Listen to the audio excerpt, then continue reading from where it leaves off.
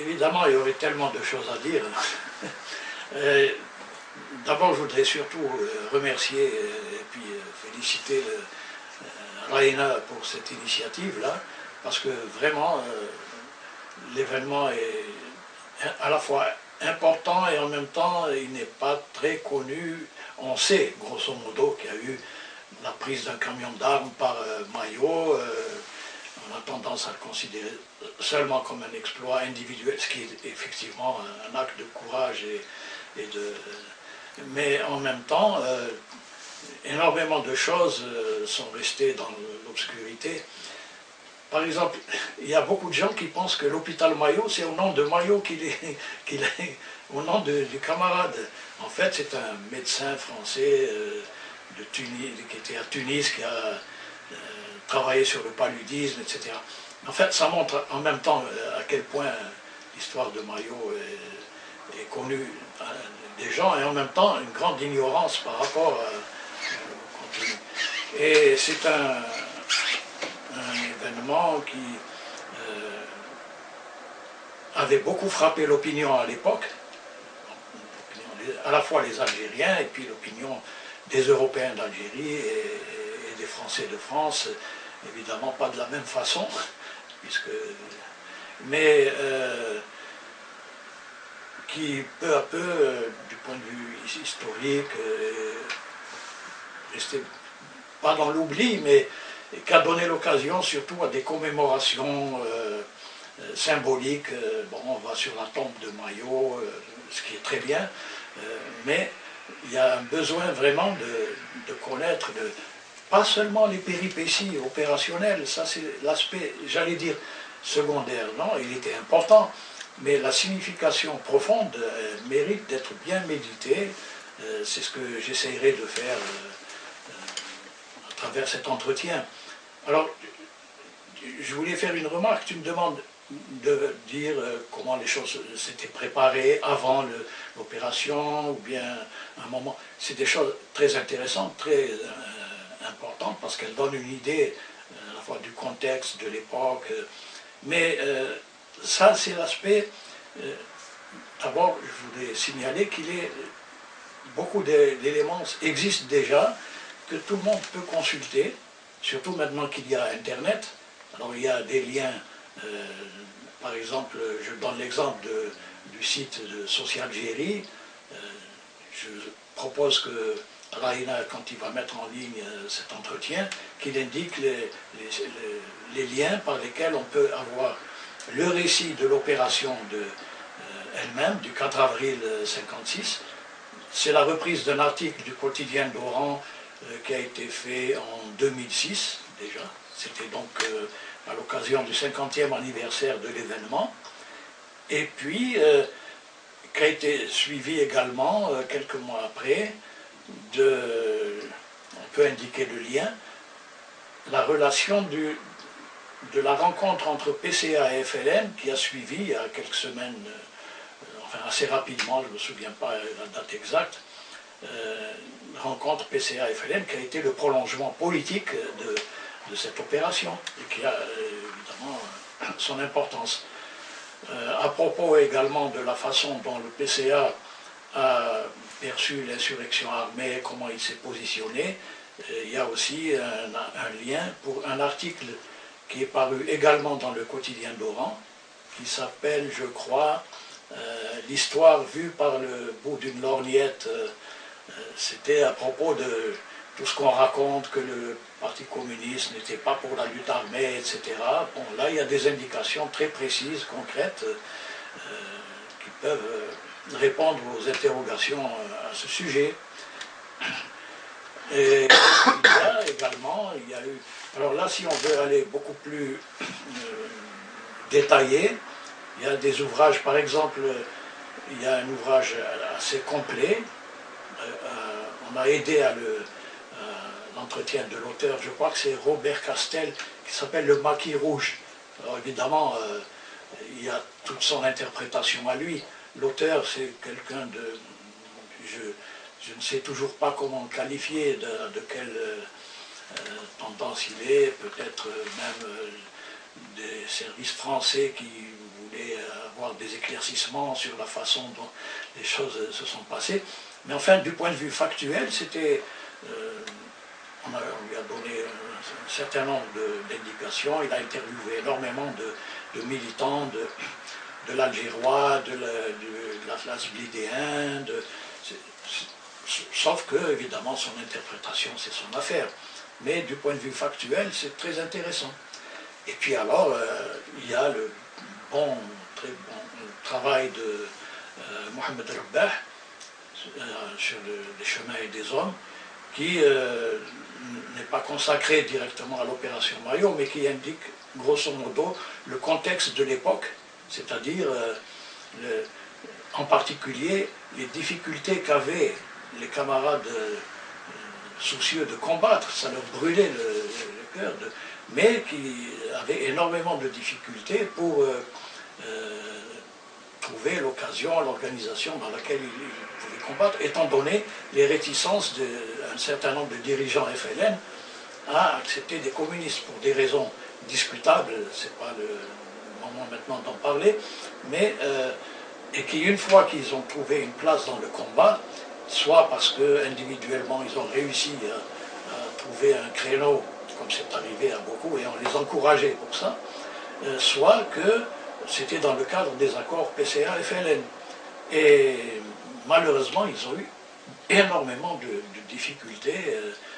Certains même n'ont pas survécu, en partie à cause des entraves, des problèmes qui leur étaient créés, comme le regretté Nordin Rabah, ou Mustafa Saadoun, lui, a survécu, c'est un miracle. Abdelhamid Boudiaf également, Babou. Donc, cet ouvrage avait le mérite de montrer le contexte politique, bien sûr, pas complet, il n'était pas destiné spécialement à l'opération Maillot, mais ce sont des ouvrages utiles à consulter. Mais là, je voudrais profiter de l'occasion pour... il y a déjà 50 ans qu'ils sont passés, mais c'est vraiment grand temps de ramasser encore le plus de témoignages, le plus de documents sur... et ça, c'est une recommandation que je fais, elle est plus générale, elle dépasse l'opération Maillot, le contexte de l'époque. C'est vraiment dommage, pour des raisons historiques, malheureusement, y compris le fait que le Pax n'a pas pu prendre en charge cette tâche qui aurait pu être menée à partir de 90, c'est-à-dire à partir du moment où la légalité du parti a été conquise, mais il n'est jamais trop tard pour ça, et il faut encourager les efforts dans ce sens. Tous ceux qui ont quelque chose à dire ou des documents, il n'y a pas intérêt à les garder. Qu'est-ce qu'ils vont en faire? Les emporter dans la tombe? C'est pas le problème. Et puis, ils peuvent garder la propriété de ces documents, par exemple. Il suffit de faire des photocopies maintenant, de diffuser largement. Il y va de la mémoire, pas seulement de la mémoire, mais de la bonne compréhension de cette époque, et pour encourager les jeunes générations à poursuivre le combat. Moi, pour l'avoir vu, par exemple, la femme de Georges Acampora, Juliette Acampora, oui, qui m'a dit la dernière fois que je l'ai vue, j'ai beaucoup de journaux qui m'ont été laissés par Louis Pont, par des anciens camarades, oui, etc. Il faudra que je les laisse en souvenir, mais la meilleure personne, ça serait le parti. Et comme il n'y a pas vraiment de visibilité de parti, il y a beaucoup de gens qui ne savent pas comment faire passer aussi des archives. Oui, il y a beaucoup de camarades qui ont de très bonnes initiatives. Le Moubadar, d'ailleurs, c'est un nom bien choisi quand on dit le Moubadar. Et toutes les initiatives sont bonnes et convergent. L'intérêt, c'est que ça donne le souffle de la vie à ces témoignages. Ne pas en rester simplement à des documents. Il y a des historiens, pas tous heureusement, qui en restent comme ça des documents qu'ils interprètent à leur façon. Mais l'histoire, elle n'est pas faite de documents, elle est faite par la vie. Et c'est ça qu'il faut retrouver, le terrain, pourquoi des militants se sont engagés. Maillot, c'est intéressant de savoir pourquoi d'autres ne se sont pas engagés. Quelles sont les raisons profondes qui l'ont poussé à s'engager. Et ensuite, comment ça s'est déroulé. C'est la vie qui est le soubassement de l'histoire. Et l'histoire sans la vie, ça n'est pas vraiment l'histoire. C'est vrai que Maillot donne l'impression d'avoir eu cet engagement pour la vie, quoi. C'est-à-dire beaucoup de gens qui l'ont connu, avant qu'il fasse ce détournement, qu'il réalise ce détournement, ne pensaient pas qu'il était capable d'avoir une illustration de son engagement aussi héroïque d'une certaine manière. Beaucoup de gens apparemment ont été surpris. J'ai lu ça dans le ouvrage d'Alec qui dit nous ne savions pas qu'il avait là. Mais lui, comme beaucoup de camarades, c'est quelqu'un de modeste, qui vivait la vie au milieu des Algériens, et c'était aussi un militant avec toutes ses qualités de modestie, de réflexion, et d'engagement sincère. Et c'est vrai que si on voit les choses seulement à l'échelle d'un individu, on n'imagine pas toutes les répercussions. Évidemment, son action, elle n'aurait été impossible si ce n'était pas une action collective. Lui-même le concevait comme ça. Les déclarations qu'il a faites, etc., c'est comme ça. Mais c'est certain que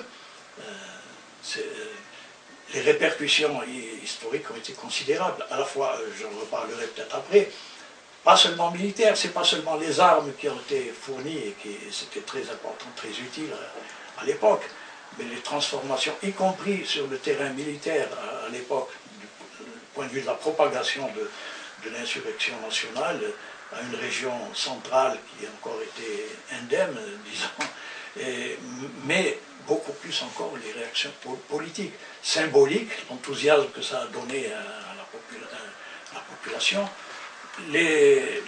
l'impact qu'il y a eu sur l'opinion européenne et sur l'opinion française, qui à l'époque était dominée par l'idée, voilà, les Fellagas, c'est des fanatiques musulmans, etc. Là, il a montré, cette opération a montré d'une façon irréfutable que ce n'était pas une question de religion, mais une question de droit des peuples opprimés à leur indépendance, une question sociale aussi. Voilà l'impact que ça a eu. De telle sorte que si au début, dans l'opinion algérienne, j'ai dit que chez les musulmans, il y avait unanimité. Je parle de la population de la base. اللي يقولوا هذاك مسلم خير منا احنا هو واش داه يعني باش هو رباوي واش داه ياخذ السلاح دار الحوايج اللي احنا ما نجمش نديروهم وهو عنده يعني هو يستاهل الجنه هكذا ça c'était une réflexion courante c'était Alouache qui plus tard a été dans la wilaya 4 qui me l'a dit au moment du changement entre, je veux dire, des accords PCA et FLN. Il avait eu l'occasion d'avoir des échos, il était revenu du maquis de Bouinan, où étaient des camarades, donc pour ce contact avec les partis. Et il y avait une atmosphère, il y avait une minorité partisane de militants plus ou moins anciens TLD ou FLN, qui entretenait une suspicion, qui disait voilà, ils l'ont fait, les communistes ont fait ça uniquement pour noyauter, etc. C'était un réflexe, ce qui restait du sectarisme d'avant. Mais tout ça a énormément reculé, de telle sorte que vous avez dû vous en rendre compte avec les commémorations annuelles, le nombre de gens et surtout l'élargissement des milieux qui venaient participer aux commémorations. À tel point que même des gens dans des institutions qui peut-être à l'époque, je parle de ceux qui étaient à ce moment-là dans l'armée française, s'ils avaient été désignés pour fusiller Maillot, ils l'auraient fait. Mais avec le recul du temps, avec la pression, avec l'environnement national, et la signification de cet acte est apparue et il s'associe également à cet hommage, ça c'est important. Je reviendrai sur l'importance politique de... C'est vrai que ces dernières années à Alger, les commémorations de l'assassinat de Maillot, et puis l'hommage à son geste... Oui. J'arrête ou bien... On fait une pause. Oui. On donne les coordonnées, les liens sur lesquels on peut consulter, parce que souvent avec beaucoup de bonne volonté, on a envie d'avoir de l'information, Et puis, il y a un petit détail technique, pratique, qui empêche de le faire. Je me suis rendu compte qu'énormément de gens, de camarades, quand on leur dit, mais toutes ces questions que vous posez, on a déjà répondu, j'y ai répondu depuis longtemps. Maintenant, s'il y a des questions supplémentaires, et c'est normal, c'est possible à travers les sites, à travers l'AINA, de poser des questions pour lesquelles je pourrais, dans la mesure où je peux, ou bien je peux orienter vers des témoignages d'autres participants pour y répondre. C'est un travail continu, en fait, un travail de mémoire qui doit se poursuivre. Il y a aussi beaucoup d'historiens qui s'intéressent de plus en plus, et ça c'est aussi une très bonne indication.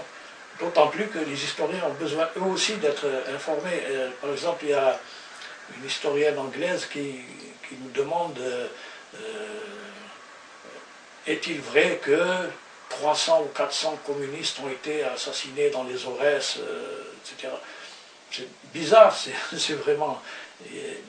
En fait, elle se fondait sur un roman de Boujdra. Alors Boujdra, il est un peu fantaisiste, hein, quand il raconte, c'est une fiction, il a le droit de faire des fictions. Mais enfin, quand ça touche, ça risque d'induire en erreur, parce que le phénomène des Aurès, c'est vrai qu'il y a eu de l'anticommunisme, mais c'est un phénomène beaucoup plus vaste, c'était vraiment le chaos tribal et beaucoup de luttes de clans, etc., qui ont touché évidemment aussi les communistes, parce que là c'était aggravé quand il s'agissait de communistes, mais on a eu quelques camarades assassinés. C'est triste, c'est très grave même, mais par ailleurs il y a eu des camarades comme Gerlof, ou bien comme Mohamed Gerlof, qui était membre du comité central, ou bien comme Chebchoub Sadr, qui ont combattu et qui sont tombés dans des circonstances où l'anticommunisme n'a pas joué. Et qui ont eu, même, j'ai lu un ouvrage d'un certain Rahal qui était dans les Aurès, Marquisa, qui donne un très bon ouvrage sur les Aurès, qui parle d'ailleurs de mon frère cadet qui était avec lui aussi à l'époque. Mais il fait un éloge extraordinaire de cette Chibchoub. Voilà, enfin, pour dire l'importance de ces témoignages, et puis pas nécessairement. On peut faire état aussi de lectures dans lesquelles on voit comment cette opération Maillot a été déformée. J'ai vu par exemple un ouvrage c'est un Basta, ou bien de Dr Toumi, qui reprend, peut-être inconsciemment, l'idée que les communistes sont rentrés là-dedans uniquement pour noyauter le FLN. C'est-à-dire qu'il n'y a pas à un moment l'idée que les communistes peuvent être patriotes et vouloir lutter au lieu de se faire arrêter comme des moutons par les colonialistes. Et là, c'est très... Enfin, signaler toutes les choses qui donnent l'occasion de mettre les choses au point, la vérité historique. Voilà. Alors, est-ce que tu veux qu'à présent on commence un peu Oui, on fasse un petit quart d'heure sur le déroulement des événements? On peut entrer dans le vif du sujet, oui. Et puis, voilà. Et puis après on reviendra sur ces aspects. Une pause. Oui, on fait une petite pause. Et puis on reviendra après sur les enseignements encore, parce que je pense qu'il y a encore... Oui, oui. D'accord. Il va nous s'adapter à cette situation. Oui. Si ça te convient. Oui.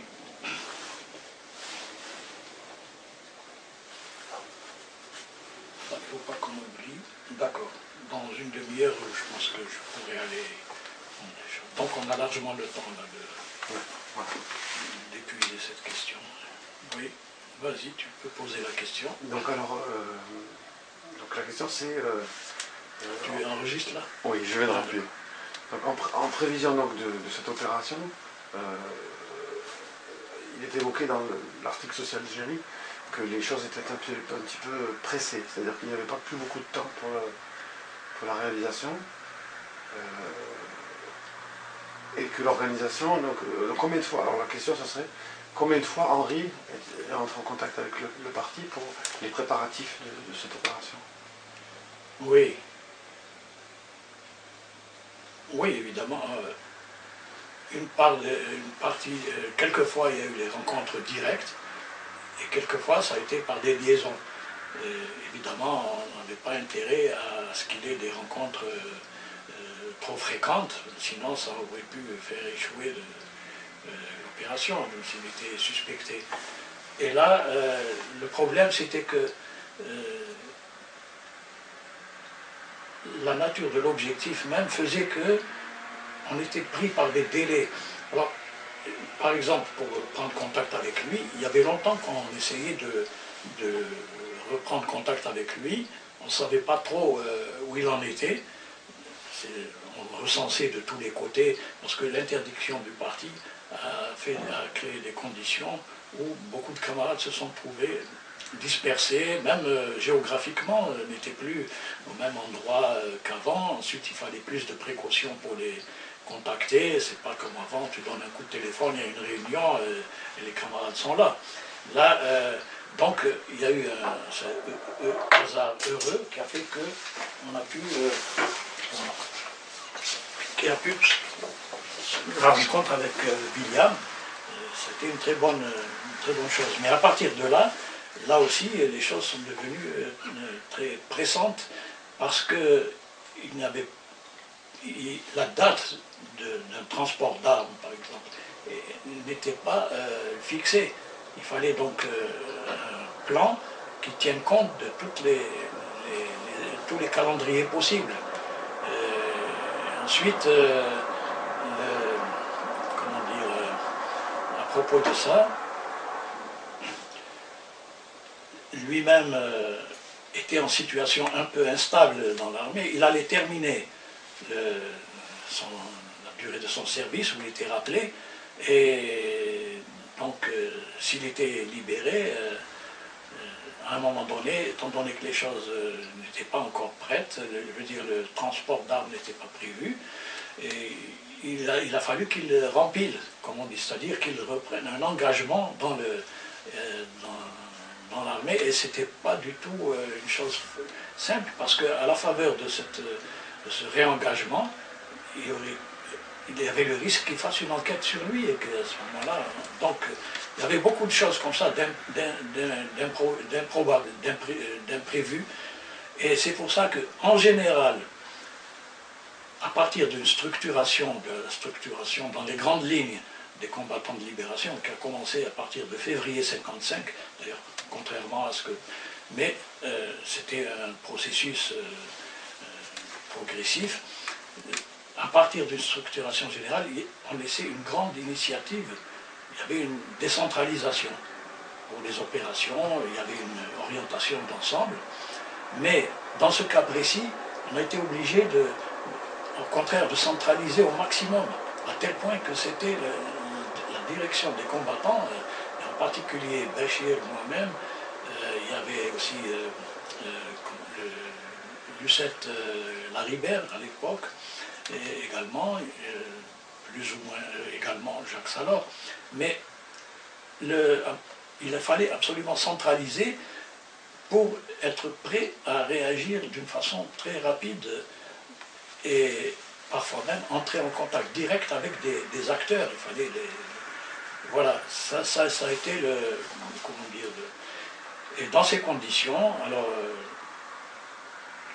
quelquefois Maillot est venu, y compris dans le lieu le plus clandestin, c'est-à-dire celui où Béchir était hébergé. On l'a rencontré là-bas pour mettre au point, mais évidemment il ne fallait pas renouveler souvent cette chose-là. Donc ça a été par des liaisons de plusieurs façons, dont la plus importante, la plus régulière, disons, c'était celle de Marie-Lise Benaïm, Myriam Ben, qui est une écrivain bien connue, qui était institutrice du côté de Weltrodda, qui assurait le plus régulièrement cette liaison, et qui connaissait d'ailleurs Henri à la section de communiste de la Redoute. Ils avaient des raisons Puis on a fait aussi des contacts à Miliana sur place, près de la caserne donc, de Miliana, par des camarades qu'on a envoyés comme si c'était un tourisme pour une quinzaine de jours, de façon à ce que l'information pour la date de l'opération soit connue le plus rapidement possible. Ensuite, il fallait aussi transmettre les directives. Il y avait des rendez-vous précis à prendre, etc. Et il y avait eu un épisode là, il y aurait eu un autre scénario possible. Au lieu de s'occuper d'armes vieilles, anciennes, dont l'armée française se débarrassait pour les ramener sur Alger, il aurait été possible de monter une opération avec des armes modernes, américaines, débarquer à Alger, se dirigeant vers Miliana. Bon, d'une part, il y avait une difficulté évidemment concernant la date, mais la plus grande difficulté était qu'il fallait une opération qui se déroule sur le trajet entre Alger et Miliana, et avec l'intervention d'unités combattantes déjà rodées, et seule l'ALN pouvait à ce moment-là avoir cette possibilité. Et malheureusement, l'absence de contact avec le FLN qui se dérobait vraiment des dirigeants que nous connaissions, nous savions parfois même où ils étaient hébergés. Quelquefois, il est arrivé qu'un camarade communiste et un FLN soient hébergés par la même personne, séparés seulement par une cloison. Et tout ça étant... Mais n'engageons pas des discussions, des contacts officiels. Il y avait vraiment des raisons politiques discutables. Ça, je n'entre pas dans ce sujet. Donc il aurait fallu cette coopération dès ce moment-là, dès qu'on a eu l'information. C'est pour ça que rapidement on a abandonné cette hypothèse pour compter seulement sur nos propres moyens et dans des conditions où les dates pouvaient être beaucoup plus précises. Je dirais d'ailleurs entre parenthèses que ce n'est pas le seul moment où ce besoin d'armes qui était brûlant, d'ailleurs qui était à l'origine de discussions, de polémiques à l'intérieur même du FLN. Lorsque le contact a été pris avec le FLN, après les accords PCA-FLN, au début 1957, à partir du moment où des contacts avaient été pris, il aurait été possible que certains pays socialistes à l'époque, comme l'Albanie et la Yougoslavie, avaient donné leur accord au camarade Larbi Bouhali qui était sorti d'Algérie en décembre 1956.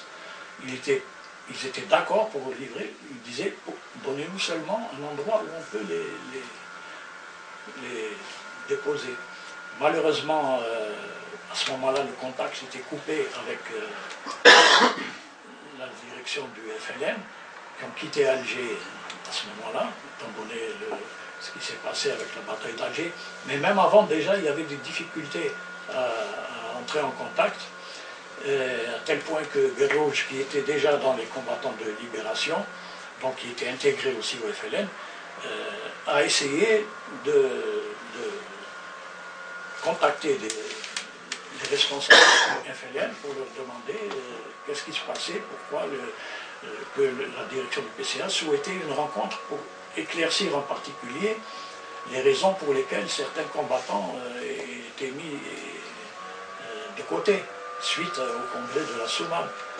Je me souviens très bien que j'ai eu cette information quand j'étais, à ce moment-là, quand j'ai eu cette information, j'étais hébergé du côté d'El Billard. C'était à peu près à l'époque où il y a eu l'attentat contre Froger, le maire de Boufarik. C'est-à-dire qu'il y avait des difficultés vraiment à contacter déjà la direction du FLN avant même qu'ils partent d'Alger. Et ils avaient raison de partir parce que la situation était devenue intenable pour eux. Les réseaux FLN étaient vraiment en grande difficulté. Tout ça pour illustrer que ce n'était pas facile de coordonner. Donc Je crois qu'il y a eu un contact avec Mayo, mais là, c'est pas moi qui l'ai pris, je pense que c'est Bachir. Je ne sais pas si ça s'est déroulé à ce cabanon-là de la Pointe Pescade dont je parlais, où était Berger et Bachir. Là où je l'ai revu, le contact direct, le dernier contact direct que j'ai eu avec lui, c'est juste après l'opération. Une fois l'opération terminée, il est venu là et je le raconte dans le récit là, sur Social Jerry, comment c'était pour organiser son et le transférer à la personne qui l'a pris en charge ultérieurement. Voilà. C'était pas facile. Mais, donc, comme je disais, il fallait une coordination centrale très poussée. Et c'est pour ça qu'en dépit des risques, c'était pas orthodoxe que les dirigeants principaux mettent la main à la pâte directement en contact avec lui. Mais il fallait à ce moment-là le faire pour des raisons de rapidité. Et là, la tâche, c'était nécessaire parce que il fallait coordonner d'un point de vue des effectifs qui ont participé. Il y avait, disons, ceux qui ont participé le plus activement, le plus directement. On pourrait dire, il y avait, quand j'essaye de me remémorer les noms, entre une dizaine et une quinzaine de camarades. Maintenant, ceux qui ont participé occasionnellement, pour l'opération, je parle, on pourrait aller jusqu'à une trentaine. Parce que chacun apportait sa petite contribution, mais il fallait, disons, faire la jonction entre eux. Et du point de vue composition sociale, c'était pas des militaires. Ça, j'insiste beaucoup. À part 2 ou 3 peut-être qui avaient fait leur service militaire, à commencer par Mayo, tous les autres étaient des simples citoyens, ouvriers, contremaîtres, enseignants, ménagères, commerçants. Chacun de son côté a apporté. Et ça, la mise à l'école, on dira, mais comment ça se fait, comment on a choisi les compétents? D'abord, on n'a pas choisi, c'est-à-dire qu'il y avait un grand éventail.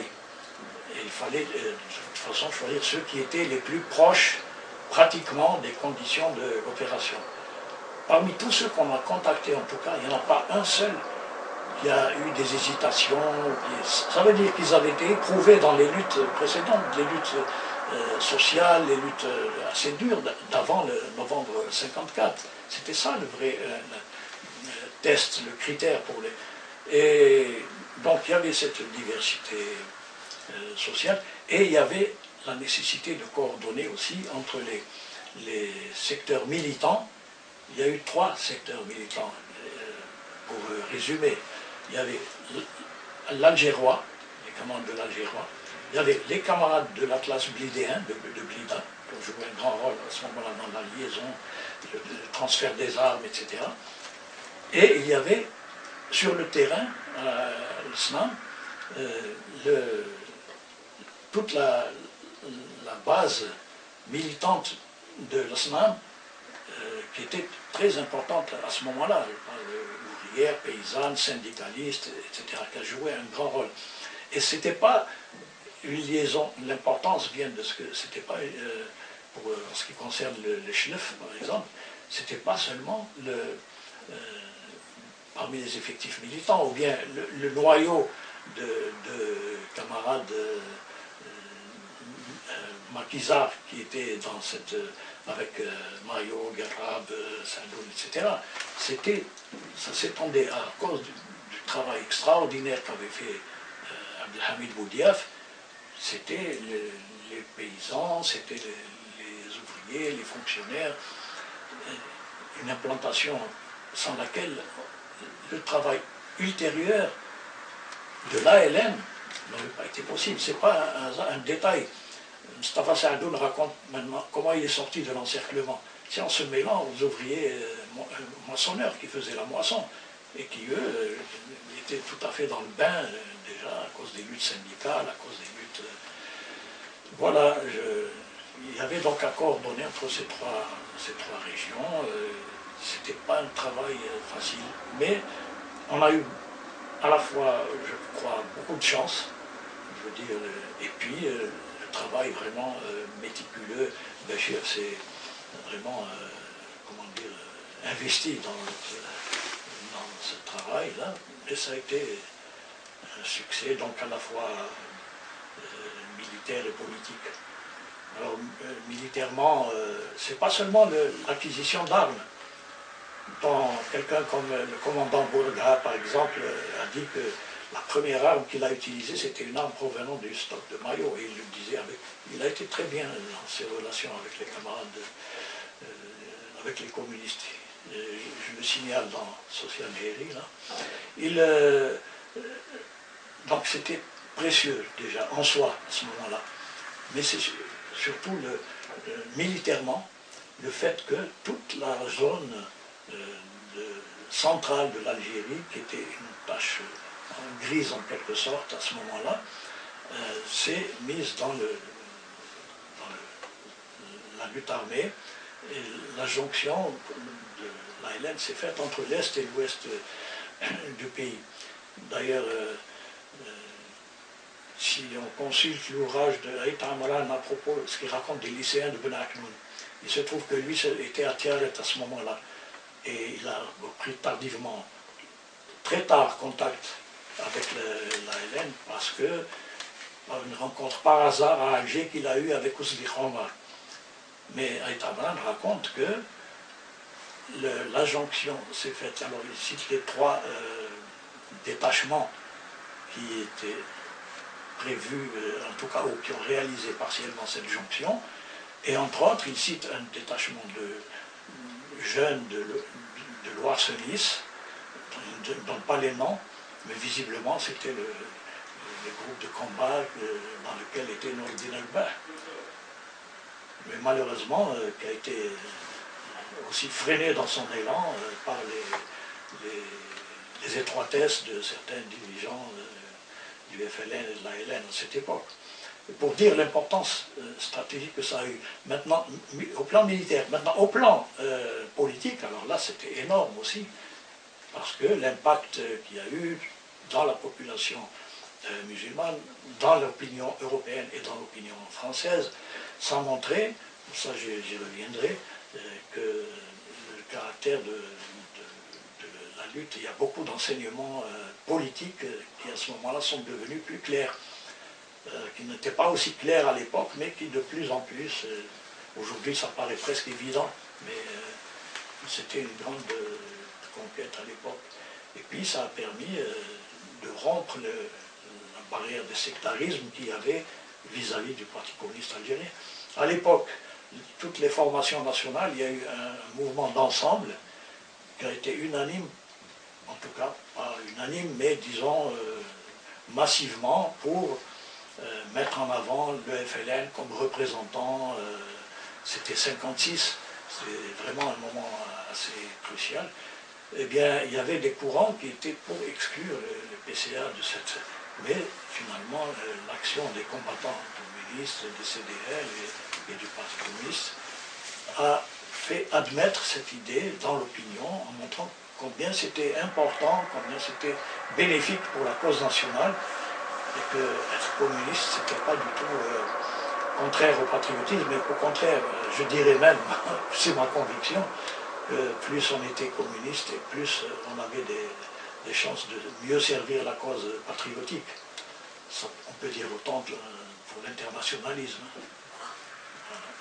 Tu sais, Mohamed Aouissi, quand j'ai fait son entretien, disait un mot, il disait ce camion d'armes, ça a été la dot du parti vers le FLN qui a permis, comment dire, de passer sur des incompréhensions ou des préjugés idéologiques. C'était une façon, en réalité c'était au cœur du problème, c'est-à-dire que ça montrait combien il était important que l'union soit large et sans exclusive. Parce que là, c'était un besoin vital, tout le monde le ressentait. Et à un moment donné, ça a montré à quel point c'était utile. Alors à partir de ça, il y avait un éclairage politique qui en découlait. Ça veut dire que plus on élargissait l'union sur des bases de principe, évidemment, c'est pour l'indépendance, mais plus la cause nationale devait gagner.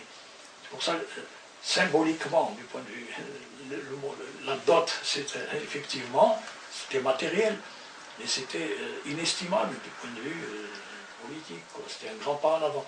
Et c'est valable pour aussi quelque chose dont la direction du FLN a mis beaucoup de temps à s'ajuster aux exigences nationales, c'est la coopération avec les pays socialistes. Pendant des années, c'était seulement sur un plan humanitaire, aide aux blessés, envoi d'étudiants dans les... Mais il faisait le maximum pour ne pas, comme il pouvait penser, se mouiller aux yeux des Occidentaux. C'était un mauvais calcul, vraiment.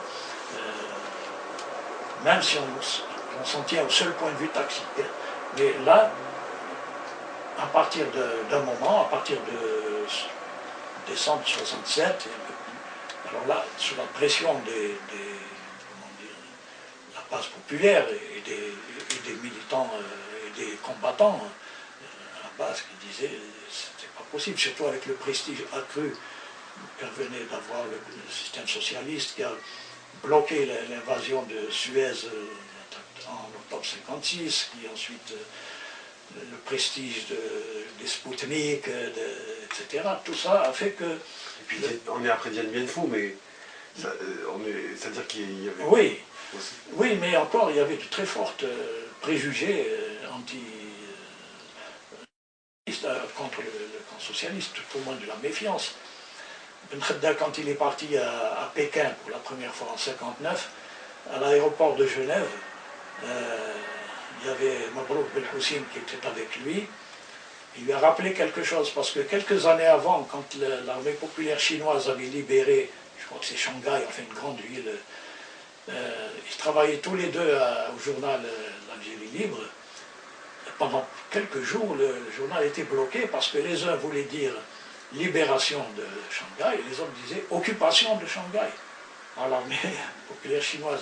Alors à ce moment-là, quand Ben Khedda devait aller à Pékin, Mabrouk lui a dit tu vas à Pékin libéré ou à Pékin occupé? Alors il a souri, évidemment, c'était devenu beaucoup plus clair. Mais les choses étaient...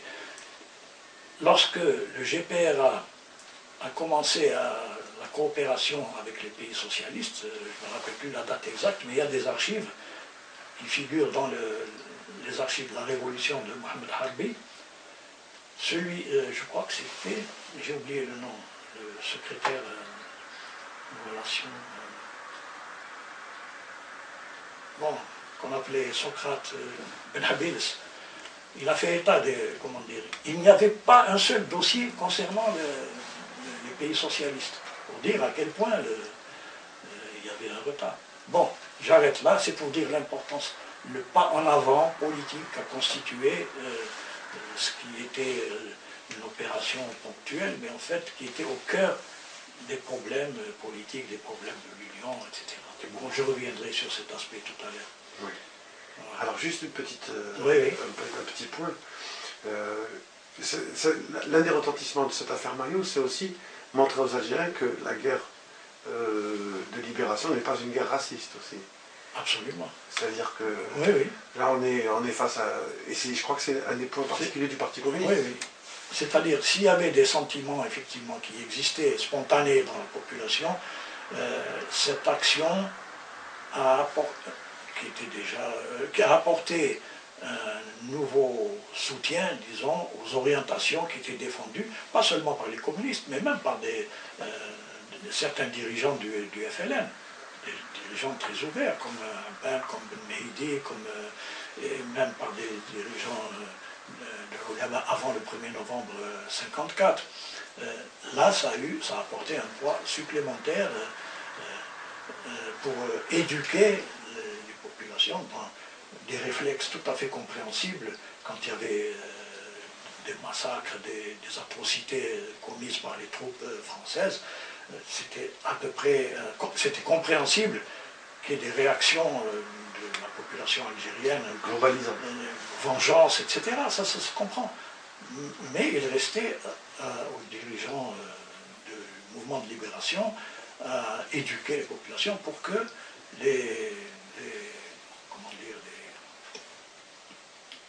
les actes, les ripostes soient politiquement efficaces.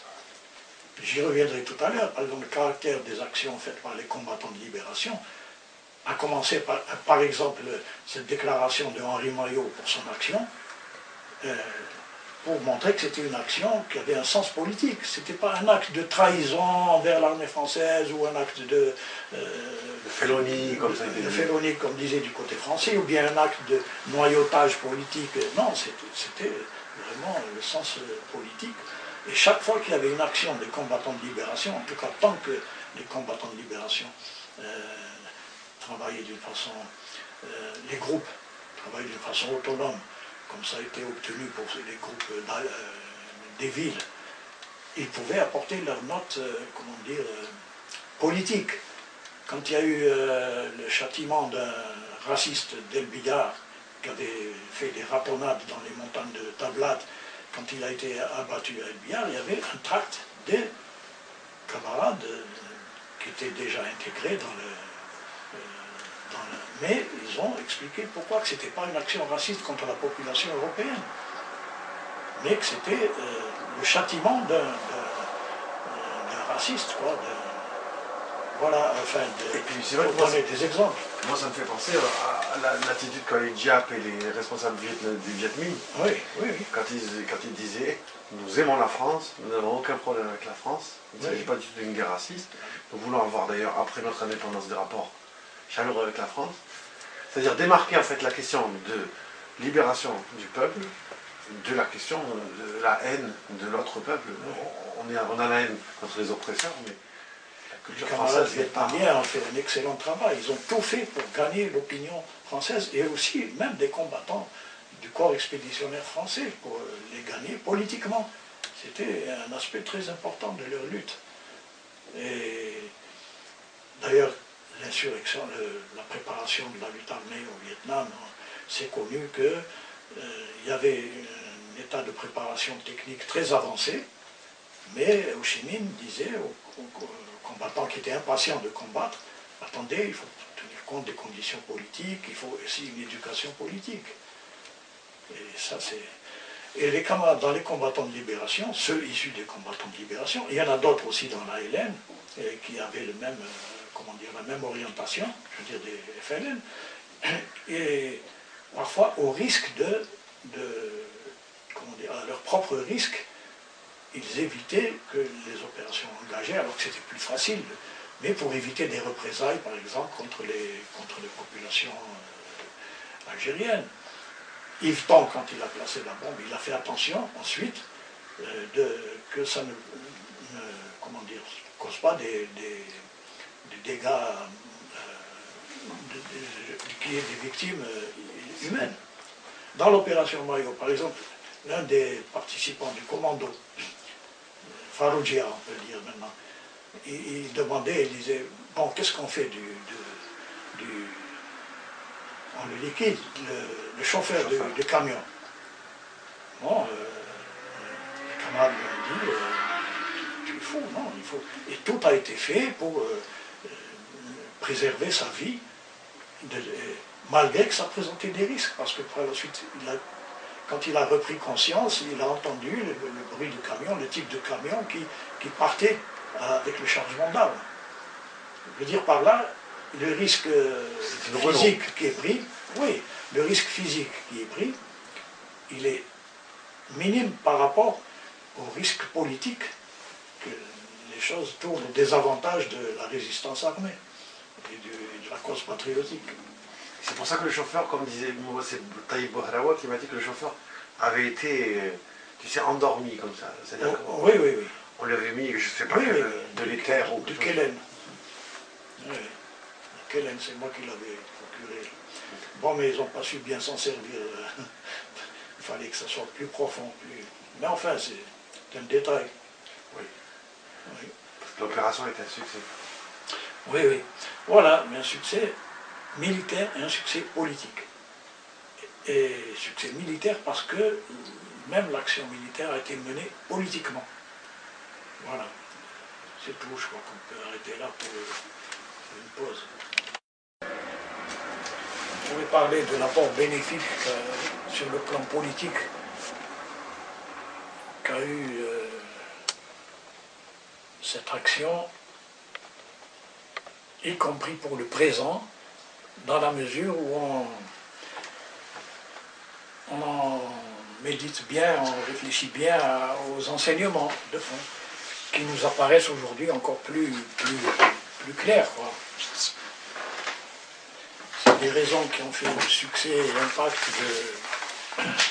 de cette action, mais des enseignements qui restent aujourd'hui très valables. Alors, par exemple, l'un des enseignements, c'est que le critère qui doit être en premier lieu dans le choix des alliances ou pour juger des acteurs politiques, c'est avant tout leur disponibilité à l'action unie. Et non pas l'appartenance ethnique ou linguistique ou religieuse, c'est-à-dire qu'on juge quelqu'un d'après ce qu'il est capable de faire. Alors,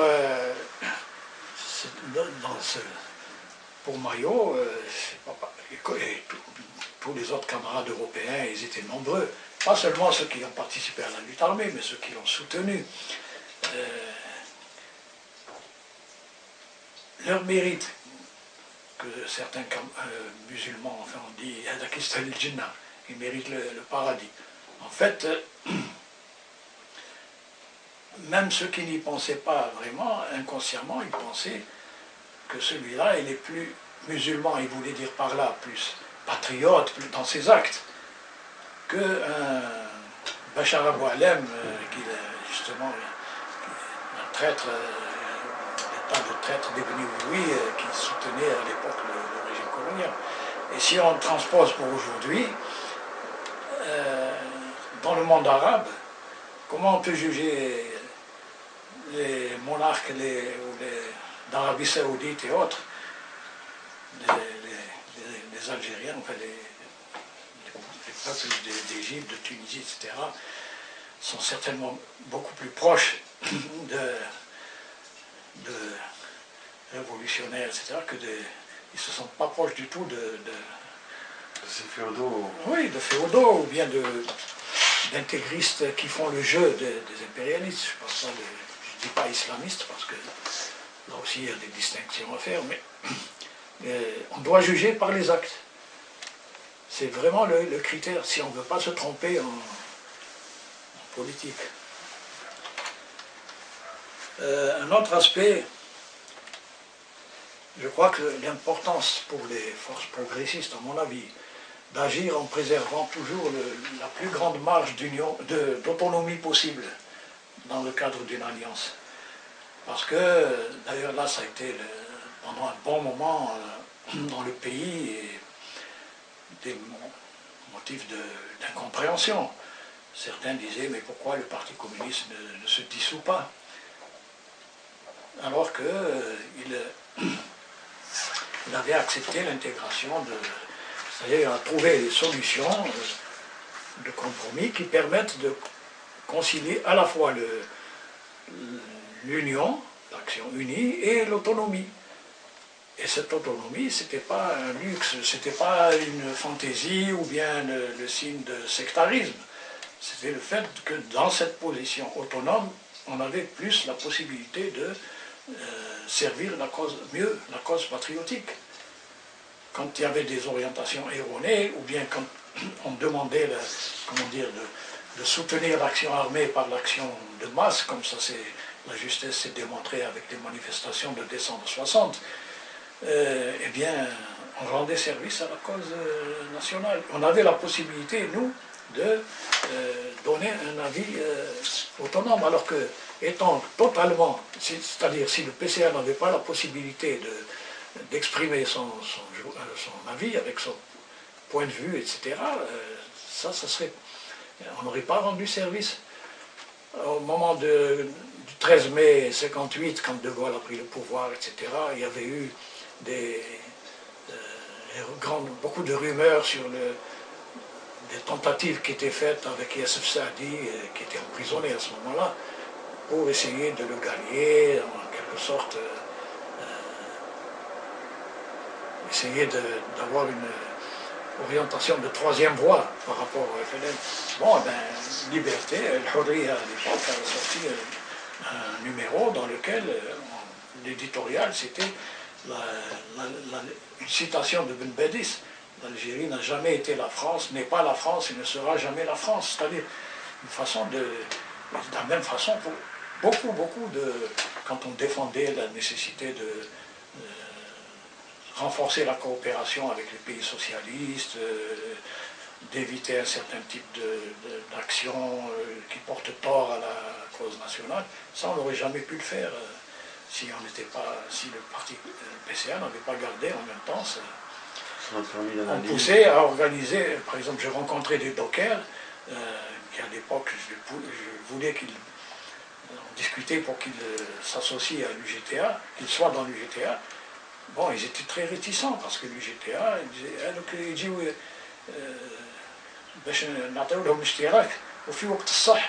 quand c'est le moment vraiment d'agir des grèves, il y avait possibilité à ce moment-là, on ne les voit plus. Bon, finalement, ils étaient autonomes, donc ils étaient libres de décider s'il y avait une action à mener, ils la menaient. Il y avait le docker, je me rappelle, parce qu'Ami Saïd, c'était le doyen des dockers, très écouté. Il a été assassiné par l'OAS plus tard. Mais il défendait bien l'idée de l'autonomie. C'est dans le cadre d'orientation unitaire générale. C'est l'union. Si on n'était pas autonome, on enrichit le mouvement national. Si on n'avait pas autonome, si on n'avait pas créé les CDL, les combattants, au moment où justement le FLN refusait de prendre des contacts, eh bien nous n'aurons pas, on aurait renoncé à l'action à récupérer un grand camion d'armes, par exemple, avec toutes les conséquences positives que ça a eu ensuite. Enfin, je donne ces exemples comme ça. Donc l'autonomie, c'est une chose très précieuse. Ça ne veut pas dire du tout sectarisme, c'est-à-dire on n'a pas agi comme a fait le MNA, c'est-à-dire en situation d'opposition, de lutte pour l'hégémonie politique dans le mouvement. On disait le FLN dirige. C'était un fait objectif. De toute façon, bon, au Maghreb à l'époque, d'un point de vue géopolitique, c'était une illusion de croire que le mouvement communiste allait prendre la tête du mouvement de libération, comme c'était le cas pour le Vietnam. C'est des conditions totalement différentes. D'ailleurs, à l'époque, l'Admi Bourreli, quand il a rencontré Mao Tse-tung, c'est dans la tournée, Mao, il était pas d'accord pour le fait qu'on ait intégré nos combattants dans l'ALN. Lui, dans son esprit, il disait ce qu'il aurait fallu, c'est une espèce de grande marche, en quelque sorte, mais les conditions. C'est-à-dire, il n'analysait pas les conditions concrètes, quoi. C'était, comment dire, développement illusoire. C'était la meilleure façon de liquider le mouvement communiste dans le pays, par rapport à... C'est-à-dire, pas oublier ce que dit Lénine, analyser concrètement les situations concrètes, évidemment sur des bases de principes. Voilà l'importance de l'autonomie. Maintenant, l'importance du social. Les gens qui s'interrogent comment ça se fait que des Européens, par exemple, ils aient adhéré à la lutte nationale, lutte patriotique. Mais c'est par c'est par la voie du social. Ils se sont sentis les frères de classe de leurs camarades, collègues de travail algériens. Et à partir de là, ils ont mieux compris, ils ont commencé à mieux comprendre la dimension nationale. Évidemment, le social, il ne faut pas, dans le cadre d'une lutte de classe bien comprise, il ne faut pas le comprendre comme l'opposé du national. C'était d'ailleurs le temps pendant les 3 années du PCA entre 1943 et 1946, lorsque Ousgane était dirigeant du PCA, et pratiquement avec très peu d'autonomie par rapport à, ou pratiquement pas d'autonomie par rapport au PCF, dont le représentant était André Marty. Bon, ça c'est un autre chapitre qui serait possible de... Mais là, la lutte de classe, à tort, a été comprise comme opposée ou contradictoire avec la lutte nationale, à tel point que ça a abouti à des positions tout à fait erronées, et que ça a même freiné la participation plus grande des Algériens à la lutte antifasciste. S'il y avait une position nationale bien équilibrée, bien articulée avec le social, au contraire, ça aurait été... Le PCA, là, à ce moment-là, a perdu une très bonne occasion, vraiment, d'influencer beaucoup plus positivement encore le mouvement national, alors que là, au contraire, ça a été un contentieux qui s'est ouvert pendant des années qu'il a été difficile de remonter, parce qu'aux yeux de nationalistes, même sincères, mais qui étaient intoxiqués par les anticommunistes, ils disaient, le PCA, de par sa nature sociale, il ne pense qu'au social, il est antinational, enfin, il délaisse les intérêts nationaux. Vraiment. Par contre, à partir du moment où le social et le national ont été bien articulés, au contraire, ça a donné du poids au mouvement communiste, davantage de poids, et d'une façon bénéfique pour tout le mouvement national. Ça a encouragé les tendances qui existaient dans le FLN pour, par exemple, les appels à une Algérie, c'est-à-dire les appels lancés en direction des Européens d'Algérie, même des Juifs d'Algérie, etc. C'était très positif. Donc voilà, c'est l'importance du social, mais conçu d'une façon vraiment dialectique. De la même façon que c'est un peu à côté. L'histoire de la modernité, par exemple, si les camarades algériens, européens s'étaient dit « nous on est modernes, les autres c'est des archaïques », et ça diminue l'envie d'alliance avec eux, ben, c'était pas du tout la meilleure voie pour défendre et la cause nationale et la cause sociale. Alors ça me rappelle des camarades qui, eux, évidemment, ils l'ont bien compris. Des camarades comme Domenech Le Postier, lui, il défendait la cause nationale. Il était candidat au premier collège à un moment donné à Bellecour. Il faisait campagne plutôt. C'était pas à Bellecour. C'était Roquizani qui était candidat des cheminots à Bellecour, d'ailleurs, qui a eu un très bon score face à Jacques Chevalier. Mais lui était à Alger Centre, ou bien il n'était pas candidat, en tout cas, il prenait la parole. Alors dans un meeting, il a dit, s'adressant à des Européens, nous sommes une nation, et notre ancêtre Abdelkader, alors évidemment, on rigolait, parce qu'on lui a dit, combien de voix tu as fait perdre dans le premier collège avec ton discours? C'est-à-dire, le problème, c'était, il ne fallait pas avoir une conception mécanique de la nation, mais au contraire, montrer qu'il y avait un espace de coopération et de solidarité dans les luttes aussi bien nationales que de classe, quoi. Mais c'est ce qui fait que c'est par cette voie-là que les camarades européens étaient prêts à sacrifier leur vie et l'ont sacrifié au même titre que des Algériens qui étaient, eux, disons, j'allais dire, ils n'ont pas le mérite, non, ils avaient un mérite, mais le mérite était plus grand pour des Européens de combattre pour cette cause nationale. Pourquoi? Parce que la cause nationale était renforcée par l'esprit de justice sociale. Et puis ça permettait aussi de préparer l'avenir, c'est-à-dire qu'une Algérie indépendante, en mettant à l'avance l'accent sur le fait que les paysans, les travailleurs, les simples citoyens auraient à gagner dans l'indépendance des droits sociaux, et ça leur donne beaucoup plus. Les paysans, ça les motive encore plus. Ce qui, entre parenthèses, montre l'erreur qu'il y avait à diviser le mouvement syndical à l'époque. Je le raconte bien à l'époque où c'était encore possible pour le FLN, d'opter pour une solution beaucoup plus constructive. Mais là, c'est l'hégémonie, les luttes hégémoniques entre MNA et FLN qui a poussé le FLN à se précipiter rapidement pour la création du GTA dans des conditions pas bonnes, entre autres, se mettre pieds et poings liés sous l'égide de la CISL, de la CIA américaine. Enfin, je n'insiste pas. L'importance du social, c'est vraiment... oui, je voulais dire aussi l'importance d'une approche... oui, donc le social qui est un facteur important de la dynamique nationale. Et l'autre aspect, alors, l'approche politique, y compris dans les aspects militaires.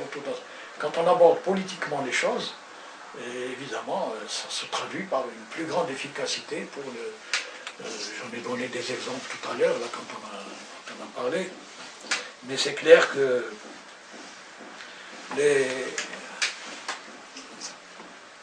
la façon dont les combattants de libération concevaient l'action armée, et dont un certain nombre de dirigeants de l'ALN également, c'était le cas des Ben Mehdi, des Abban, etc., qui se sont beaucoup élevés. Si on prend le rapport qu'a fait Abban en 1957 au CNRA, à l'exécutif, il y avait une nette condamnation d'actions mal qui portent tort à la cause, parce qu'ils ne tiennent pas compte politiquement des populations, de la nécessité de mobiliser les populations, etc. Et là, ça a été un des mérites justement du PCA à l'époque, d'attirer l'attention sur ce sujet, à travers les lettres qu'il a envoyées au GPRA en 58-59, où et dans la brochure aussi,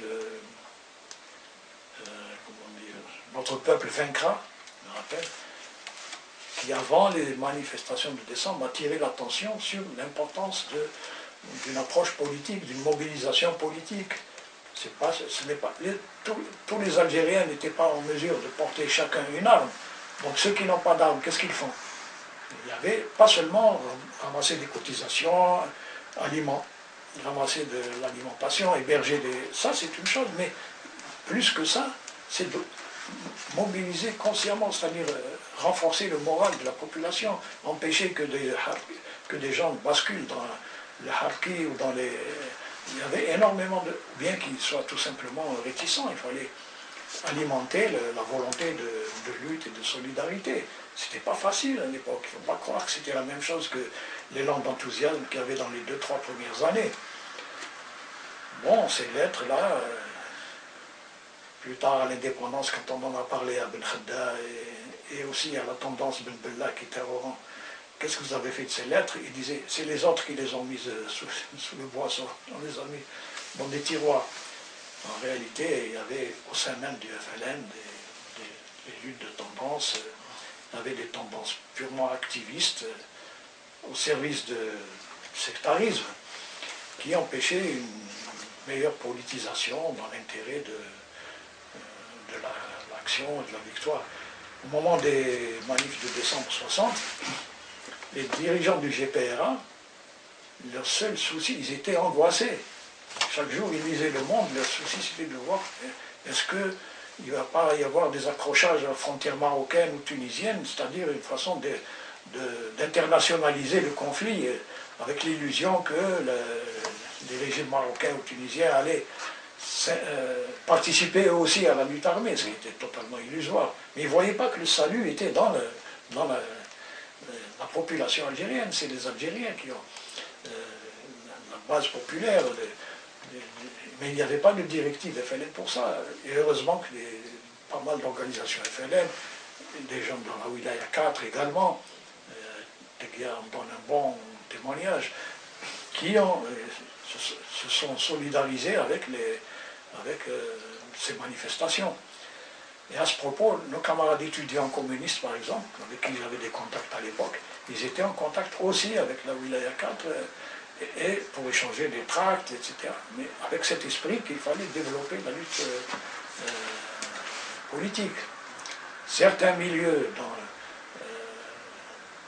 qui se disaient représentants d'organisations de masse sous l'égide du FLN étaient réticents. Par exemple, la manifestation des étudiants de novembre 1960, c'est-à-dire peu de semaines avant les manifestations de décembre 60, ben, ils étaient réticents pour y participer, alors que la cellule communiste s'est associée. Il y avait entre autres Hannin Moula, qui est le frère de Hannin Yahya, qui a été assassiné par l'OAS plus tard, que je rencontrais, je me mettais en garde pour lui. Mais lui faisait partie de ceux qui étaient associés à cette manifestation. Il y avait de grandes possibilités de mener ces actions.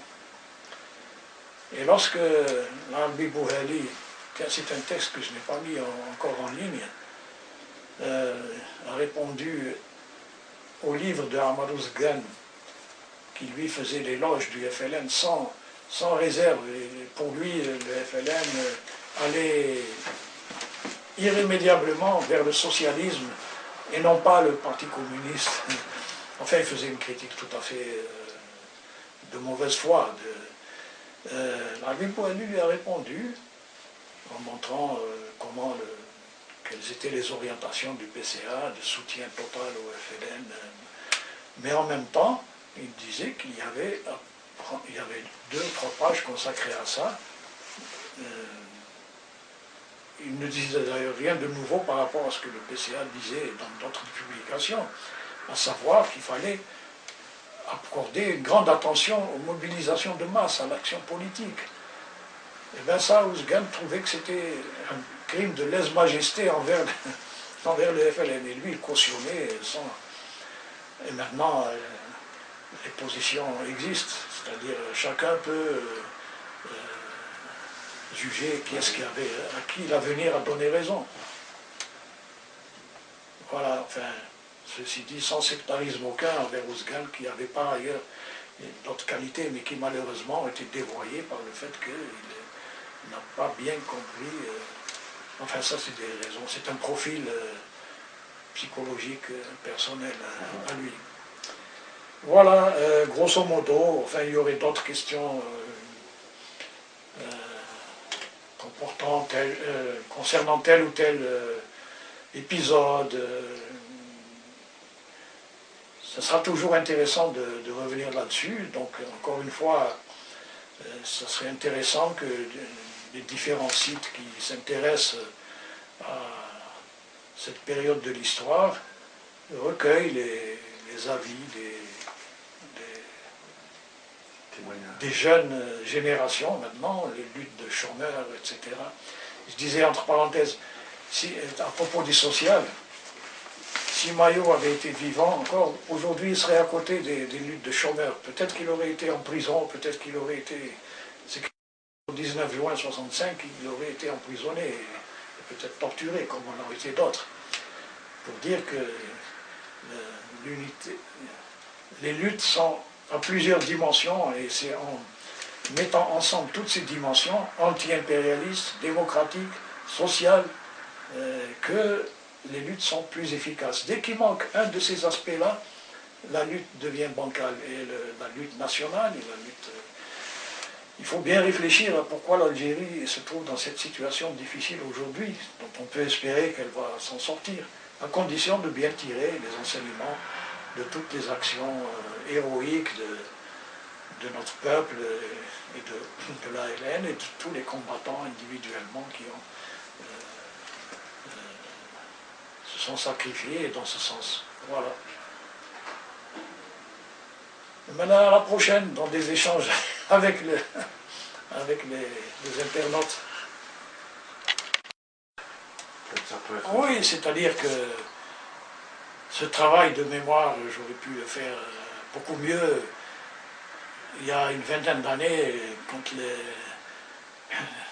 les choses étaient bien fraîches dans ma mémoire, par exemple sur le maquis, dans la région de Tennessee, Schlef, etc.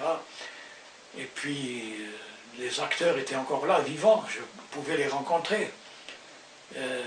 Parce qu'auparavant, évidemment, c'était la guerre, la clandestinité plutôt.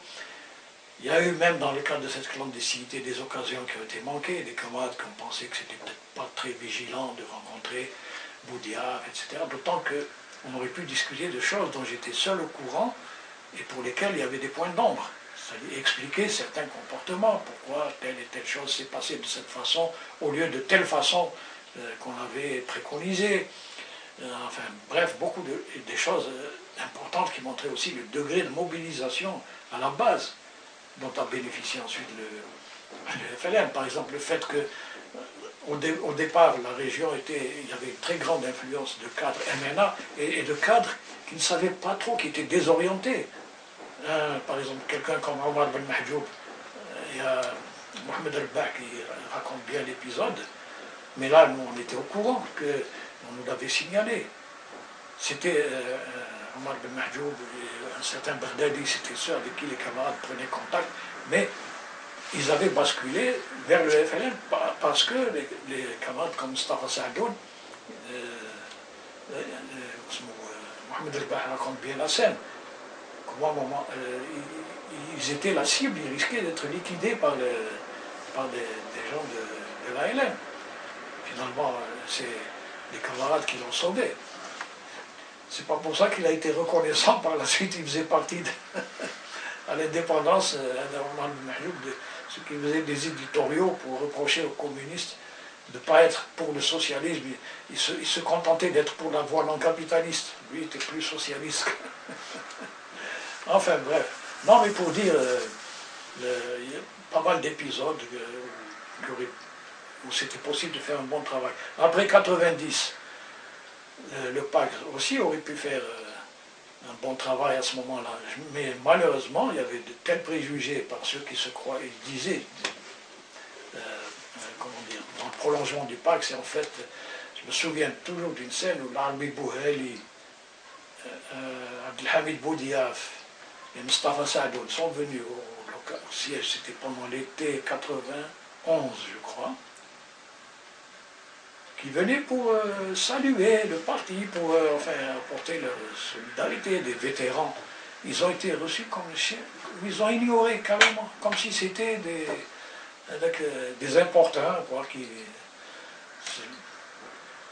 quand tu penses à la mascarade qu'ils ont faite au Congrès d'aligner les anciens communistes en rond d'Orient pour dire c'était du cinéma dans lequel certains sont tombés tête baissée, mais en fait c'était très possible à ce moment-là. J'ai rencontré Abdelhamid Boudiaf, alors c'était toujours en 91, il m'a montré toute la documentation qu'il avait, etc. Et on allait commencer un grand travail et un travail d'autant plus intéressant que il y avait des questions précises que je pouvais lui poser sur le travail notamment dans la région de... Oui, de Schlef, de Tennessee, Schlef, etc. Et c'était très précieux comme pour l'avenir, du point de vue de la... Et il était populaire, Hamid, à tel point, partout où il passait, y compris quand ils se sont dirigés vers le Maroc parce qu'ils n'avaient plus à faire la Wilaya 4 pour diverses raisons. Un jour, il a, dans une source là, il était allé pour se rafraîchir, il a oublié ses lunettes. Et lui, il était terriblement myope. Alors, de là jusqu'à la frontière marocaine, il a peiné pour... Et puis, un beau jour, là, au Maroc, on lui ramène ses lunettes. C'est-à-dire, de relais en relais, on avait transporté ces lunettes, on savait à qui elles appartenaient. Bon, plus tard, après 92-93, des camarades m'ont sollicité pour faire ce travail d'histoire. Là, je pourrais donner des noms, des camarades, des militants syndicaux qui avaient été assoiffés de... Moi, j'étais d'accord, je suis à la disposition, j'ai même fait des propositions pour ça, y compris en utilisant des archives officielles j'avais fait la proposition de le faire en coopération avec l'Institut, comment dire, de recherche stratégique, ou je sais pas, bon, le camarade mécaniquement dit non, non. Et plus tard, pour des raisons sectaires, n'ont pas laissé démarrer ce travail. Ce qui fait que c'est fait maintenant en franc-tireur, avec un travail d'ailleurs que j'encourage beaucoup de camarades à faire, même si c'est individuel, mais le mieux, ça serait de le faire d'une façon coordonnée, dans un esprit unitaire, en sollicitant d'autant plus que maintenant, Internet donne beaucoup de possibilités. Je reçois parfois des messages de gens totalement inconnus qui disent des choses très utiles, très intéressantes. Des gens que je croyais disparus, ou des jeunes qui racontent sur leurs parents, qui donnent des archives de leurs parents. D'ailleurs, c'est très émouvant. Mais c'est cette continuité des luttes qu'il faut entretenir en direction des jeunes générations. C'est un potentiel énorme. C'est jamais perdu tout ce qui a été fait, au contraire. Le tout, c'est de prendre en charge les vrais enseignements, quoi. Les tâches de Qui l'heure. ont failli sombrer à un moment donné. Voilà. Et qu'on essaye de sauver. Ah oui, oui, ce travail de mémoire, c'est pas un travail d'archiviste, hein, c'est pas un travail de purement historique qui a son intérêt. Les historiens peuvent apporter une grande contribution parce qu'ils peuvent restituer des faits, retrouver des documents, etc. Mais c'est l'affaire de tous les acteurs et l'affaire de l'opinion. C'est inouï le nombre de, comment dire, de témoignages indirects qu'on peut avoir et qui sont parfois plus précieux que ceux de militants directement. Je donne l'exemple le fait que Ben, par exemple, était intrigué, j'étais indécis pour la décision concernant la création de l'UGTA. Ah, l'Union syndicale. Bon, moi, il nous a donné le nom de Belmehoub, un syndicaliste qui était au FLN, qui lui aussi regrettait que c'est le père de Mariam Belmehoub, une des filles qui sont allées au maquis à l'époque. Eh bien, mais il y en avait d'autres. Et 20 ans, ou je ne sais pas, 30 ans plus tard, une rencontre fortuite de quelqu'un qui est devenu ancien ministre progressiste, qui me dit, quand je lui raconte ça, il me dit, mais moi, je peux certifier ça, parce que mon père était syndicaliste, j'ai écrit une lettre à la direction du FLN, pour justement, au nom des cheminots, au nom des syndicalistes de Constantine, pour dire que ce n'était pas une bonne chose d'avoir fait la scission syndicale. Et là, c'est des témoignages indirects. Et ça, tout ça contribue à de nouvelles pistes pour une histoire véridique. L'histoire, on ne va pas la faire du jour au lendemain.